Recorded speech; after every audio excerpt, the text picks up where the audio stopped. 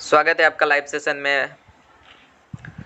तो आप जी बहुत बहुत धन्यवाद विकास, आपके लाइव सेशन में मुझे जोड़ने के लिए और पलामू के छात्र को उसकी आवाज को एक आपके न्यूज प्लेटफॉर्म से देने के लिए, इसके लिए हम बहुत बहुत धन्यवाद करते हैं आपको और टॉप लाइन न्यूज को। हमारे लाइव सेशन में जुड़े हैं तो आपसे कुछ खास बातचीत होगी और आज हम जानना चाहेंगे कि आपके जो पलामू ज़िला के नीलांबर पीताम्बर विश्वविद्यालय है उसमें दीक्षांत समारोह हुआ था, उसमें आखिर छात्रों को क्यों नहीं एंट्री दिया गया था। और सुने थे कि बीच में कई छात्रों को, कई लोगों को पुलिस के द्वारा गिरफ्तार किया गया था, आखिर क्यों किया गया था। विश्वविद्यालय का अगर जवाब कोई पूछेगा, किसी भी पलामू के छात्र पलामू गढ़वाल आते हैं, 3 मुख्य जो मुख्यालय का जो विश्वविद्यालय पलामू में पदस्थापित है, जवाब एक है हल करना। इस विश्वविद्यालय की परंपरा रही है। पहले आपको बहला फुसलाकर हमारे साथ विश्वविद्यालय ने एक बैठक रखी थी, जो कि सभी छात्र संगठनों के साथ, जिसमें हमें भी इनवाइट किया गया था और हमने खुद उसमें बैठ के कुछ निर्णय हमने भी दिए थे और कुछ विश्वविद्यालय की तरफ से भी आए थे। जिसके बाद विश्वविद्यालय का मोटो जो एक अपना जो निर्णय आया था कि किसी भी छात्र नेता को की गिरफ्तारी या किसी भी प्रशासनिक दबाव नहीं दिया जाएगा। आप सभी छात्र नेताओं के लिए हम पास निर्गत करते हैं और आप लोग इनवाइटेड हैं। तो जब इनवाइटेड आप करते हैं उसके बाद इस तरह की गिरफ्तारी होती है तो साफ छल पता चलता है विश्वविद्यालय का। और दूसरी बात जो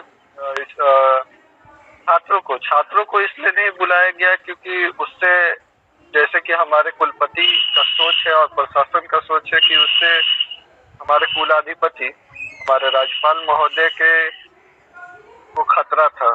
खतरा राज्यपाल महोदय को नहीं था, खतरा कुलपति महोदय को था। यहाँ पे राज्यपाल को खतरा क्यों होगा, क्योंकि वहाँ पे प्रशासन है, वहाँ पे लोग हैं, उनके कार्यकर्ता हैं, फिर उनको क्यों दिक्कत होगी। छात्र से खास करके, छात्र तो पढ़ने वाले स्टूडेंट है ना। उसी बात को तो मैं बोलने जा रहा हूँ कि वो डर कुलपति महोदय को था। और डर किस बात का था, वो गिरफ्तारी से आप भी अंदाजा लगा चुके हैं, पलामू के लोग भी देख चुके हैं। तो डर था कहीं विरोध ना हो जाए। और दूसरा सवाल मेरा ये है कि आपके जो विश्वविद्यालय में है उसमें शिक्षक के द्वारा मतलब कुछ भी कार्य के लिए मतलब रोका जाता है तो वो भागने लगते हैं। एक वीडियो मैंने आपका देखा था जिसमें आप रोक रहे हैं, टीचर भाग रहे हैं, उस पर क्या कहना चाहते हैं। हालत गंभीर है विश्वविद्यालय का पूरा।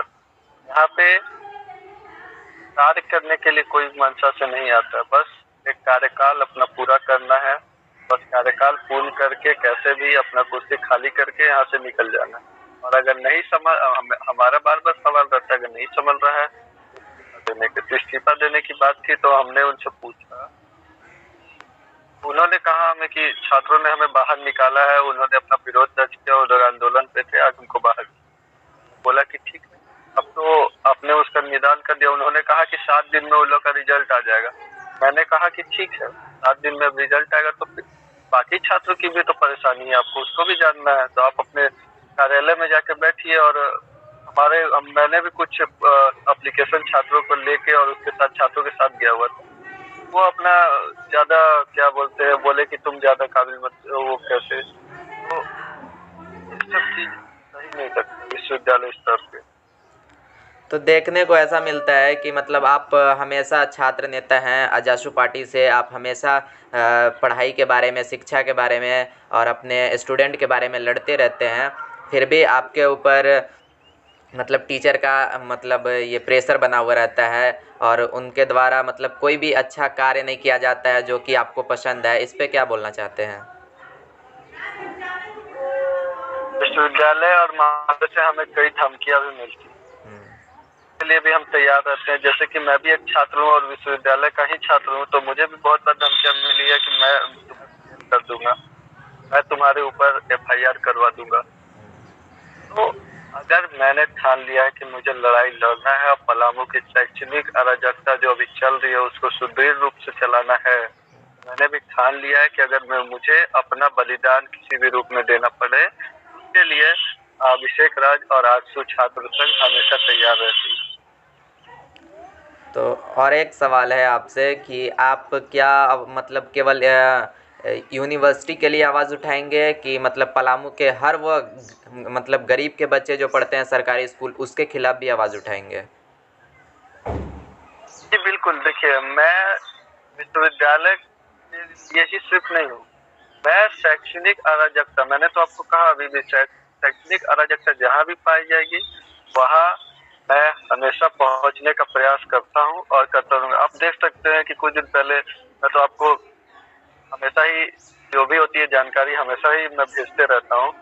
कई अभी प्रशिक्षण केंद्र भी चल रहे हैं जी। सरकार के द्वारा, उसमें भी हमारा हमेशा ध्यान रहता है कि उसको सुदृढ़ रूप से चलाया जाए, उसमें किसी तरह की अनियमितता नहीं हो।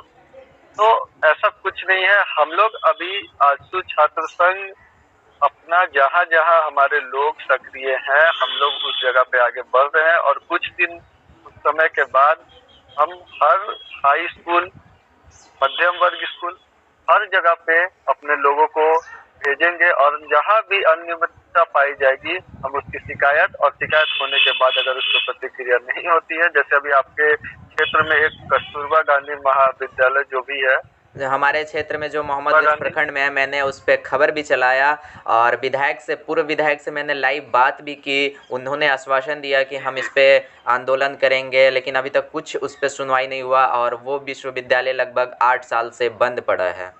बच्चे को करीब 35 किलोमीटर दूर पढ़ने जाना पड़ता है।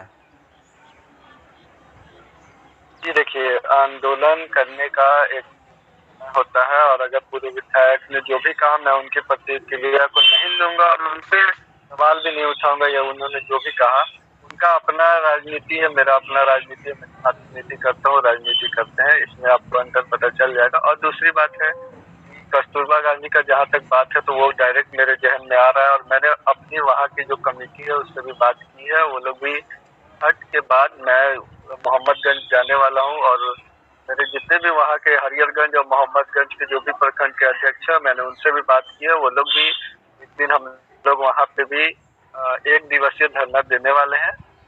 और जहाँ भी देखिए मुस्लिम मोहम्मदगंज या कस्तूरबा गांधी की मैं बात नहीं करूँगा, जहाँ भी आप तो पूरे पलामू राज्य में भर में हर एक स्कूल का स्थिति देख सकते हैं। मैंने एक उटारी का रिपोर्टिंग किया था, टीचर का व्यवहार आप देख सकते हैं किस तरह से है। मैंने उनसे पूछा है हेडमास्टर कहाँ पे हैं, तो उनका रवैया देखिए किस प्रकार के था।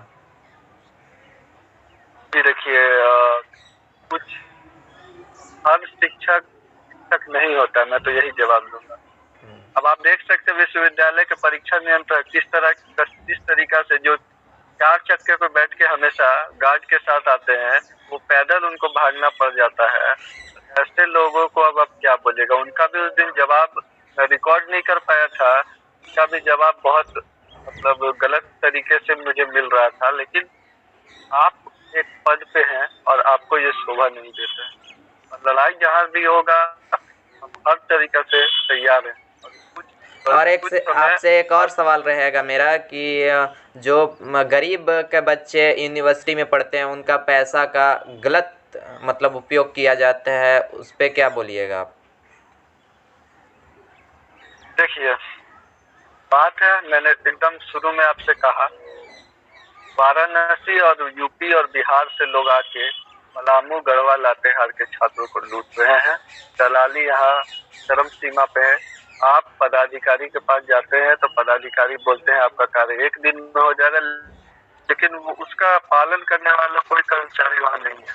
कर्मचारी अपने मर्जी से चलता है, उसका कुछ हिस्सा यहाँ के पदाधिकारियों को दे दिया जाता है जिसमें वो भी खुश और क्या कर्मचारी भी खुश और बाकी लोग भी खुश। तो छात्रों के भविष्य और छात्रों के पैसे से उनको कोई चिंता नहीं है, छात्र पढ़े या छात्र कहीं भी जाए। और आगे आपका इस पे मतलब कैसा रहेगा, मतलब शिक्षा के प्रति आप क्या आगे करना चाहते हैं? देखिए पहले तो मैं मांग करता हूँ छात्र संघ चुनाव कराया जाए। जब तक एक चुना हुआ प्रतिनिधि विद्यालय में नहीं बैठेगा, महाविद्यालय में नहीं बैठेगा, तब तक शैक्षणिक अराजकता का माहौल नहीं सुदृढ़ होगा। क्योंकि अभी हम लोग एक प्रतिनिधि के रूप में जाते हैं मगर एक छात्र संघ के रूप में जाते हैं, तो अभी हमें उस तरीका का दर्जा, उस तरीका का प्रावधान नहीं मिल पाता है। और अगर छात्र संघ चुनाव विश्वविद्यालय करवाती है और महाविद्यालय में भी हमारी कमेटी गठित होगी, एक अपना बन जाएगा, जिससे कि हर किसी भी कार्य में विश्वविद्यालय को हमसे भी एक निर्णय, हमारा भी एक रूपरेखा मानना पड़ेगा, और वो देने के बाद जो कार्य होगा उसमें कहीं ना कहीं जो अभी का माहौल है और वो माहौल में कुछ बदलाव तो जरूर आएगा। क्योंकि यहाँ 6 साल हो गए, 2016 में चुनाव हुआ था, तो 2016 के बाद 2022 लास्ट हो गया, 2023 लगभग 6 से 7 साल, 7 साल से चुनाव नहीं हुआ। इसी कारण से इनका जो पदाधिकारी है, जो शिक्षक है, इनका मनोबल बढ़ा हुआ है। इसके कारण से यहाँ का जो छात्र है, जो गरीब छात्र है, उसको परेशानी हो रही है। तो वीडियो के एंड में आप क्या बोलना चाहते हैं, कुछ अपना? मैं बस यही कहना चाहूंगा कि तो देखिए, हर लड़ाई सिर्फ हम लड़ेंगे तो छात्रों को भी इस रूप में ध्यान देना होगा। अपना जो उनको मिलना चाहिए उसके लिए तो कम से कम लड़ाई करें। बाकी चीजों के लिए तो छात्र संघ और छात्र नेता के रूप में हम लोग हमेशा उनके साथ खड़े रहते हैं जी। अगर विश्वविद्यालय जाते हैं, आपका कोई कार्य नहीं होता है, तो आप उनसे जवाब मांगिए ना। आप भी तो मजबूत है। एक छात्र जितना मजबूत है उतना, क्या बोलते हैं, यहाँ का प्रधानमंत्री नहीं है। छात्र शक्ति वो शक्ति है जो कि सरकार गिरा देती है जी। तो यहाँ के छात्रों को आगे आना होगा। छात्रों को भी हमारे साथ कदम से कदम मिला के लड़ाई में ये जो क्या बोलते, गरीब और मजदूर के छात्रों के साथ जो दोहन किया जा रहा है, इसके लिए आवाज उठाना होगा और एकदम मजबूती से लड़ना होगा, जब तक कि यहाँ का जो माहौल है दृढ़ रूप से ना हो जाए। और छात्र संघ चुनाव की मांग को लेके मैं खुद से लगभग 15 दिनों तक लगातार विश्वविद्यालय के गेट पे बैठने वाला हूँ। जब तक कुलपति का ध्यान नहीं जाएगा तब तक मैं लगातार वहाँ बैठूंगा। बहुत बहुत धन्यवाद लाइव सेशन में जुड़ने के लिए। जी, बहुत बहुत धन्यवाद।